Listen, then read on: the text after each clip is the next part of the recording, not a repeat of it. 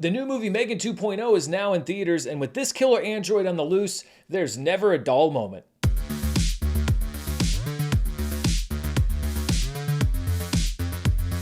This video is brought to you by the new game The Cast List, available now at Amazon and Barnes & Noble. Stay tuned after the video for more info. Hello everybody, I'm Dan Murrell here with my review of M3GAN 2.0, which is the follow-up to M3GAN, a successful January hit 2.5 years ago on the back of a marketing campaign highlighting the horror movie's campy elements. Like many sequels, M3GAN 2.0 is bigger, longer, and more expensive, but unlike many sequels, it's almost completely different from the first film. The horror elements have been removed almost entirely, and instead, M3GAN now finds herself at the center of a techno-thriller about the emerging danger of AI to humanity, with the camp elements of the first film still firmly intact. It's an action techno-comedy, which some will see as a strength, and others as a liability. After the events of the first film, M3GAN has lost her android body and is now a floating intelligence, unable to cause further trouble for Allison Williams' Gemma and Violet McGraw's Katie. But when a new killer android named Amelia rises to threaten the world,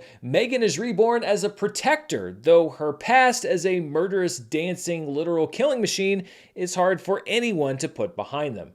James Wan and Akilah Cooper got screenplay credit for the first movie, but this movie's script is credited to returning director Gerard Johnstone, with Wan and Cooper getting story credit, and I have to give him extra points for boldness. It would have been easy to repackage the first film, with M3GAN returning to go on yet another killing spree, but instead we get not that. M3GAN 2.0 actually reminds me of Happy Death Day to You, another Blumhouse sequel that jettisoned the horror roots of the original to try a different genre. But I liked the original Happy Death Day a lot more than I liked the first M3GAN movie, and I liked Happy Death Day to You a lot more than M3GAN 2.0. This sequel feels less like a continuation of the first movie than an attempt to stick the existing characters in a blender with a bunch of other stuff, turn the blender on, and hope for the best. It is smart to market this film based on the camp factor because that's what got people interested in this franchise in the first place. Unfortunately, M3GAN 2.0 doesn't deliver a whole lot in that department. There are a few moments, as well as another M3GAN sing scene, that are designed to be memeable, but it seems the creatives are under the impression that what we really wanted was an exploration into the morality of M3GAN's very existence.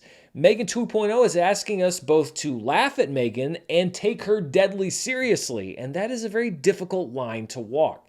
Some characters and moments are able to walk that line. Jermaine Clement plays a tech billionaire who's able to dip his toe into the broad comedy and technological commentary that the movie's trying to make, but I think he's one of the few elements that hits the right tone. Amelia, the new killer android played by Ivana Sakno, is just a straightforward villain who would be just as suited for an action thriller without the comedy elements, and that seriousness bleeds into the rest of the movie where it collides with broad comedy in a confusing instead of adept way. M3GAN 2.0 is trying to say and do a lot of different things, which means that it's also a long movie. There's absolutely no reason for this to be a 2-hour film, and it feels like the movie is trying to stretch for time at points, often changing up exactly who or what M3GAN is and what her motivations might be in order to complicate the plot even further.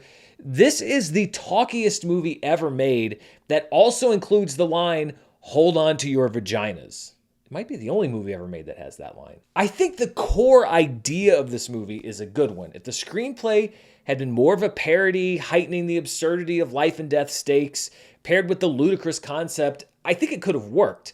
Instead, the movie is asking us to both laugh at it and actually care about what happens in it, and it's not nearly well written or structured enough to pull off that feat. The only thing that keeps M3GAN 2.0 from being a total disaster is the commitment of the cast. They play everything pretty above board, and they at least show us that they care about what they're doing.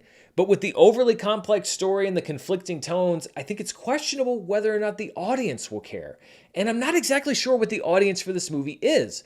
Horror fans won't really gravitate towards it because it completely turns away from that genre. Fans of techno thrillers will likely find it too silly, and fans of comedies probably won't think it's funny enough. But if you're in the mood for a non-horror horror sequel that's kind of funny but also really serious with some solid fight scenes featuring killer androids, one of whom also breaks into a full rendition of a Kate Bush song, then this is the movie and likely the only movie for you. I neither really enjoyed nor intensely disliked watching M3GAN 2.0. The most I can say is that it happened and that I was occasionally entertained.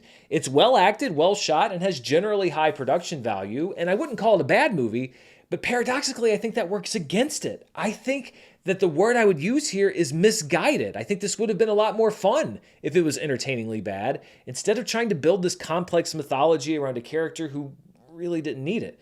I admire that it isn't just a lazy do-over of the first film, but I don't think that this was the right path to take. So when we're looking at it on my own personal rating scale, I'm right on the line between it's fine and not a fan, but for showing some ambition and providing occasional entertainment, I'll edge it just over into it's fine territory. However, those looking for a raucous good time at the movie may find themselves in for more or less than they bargained for.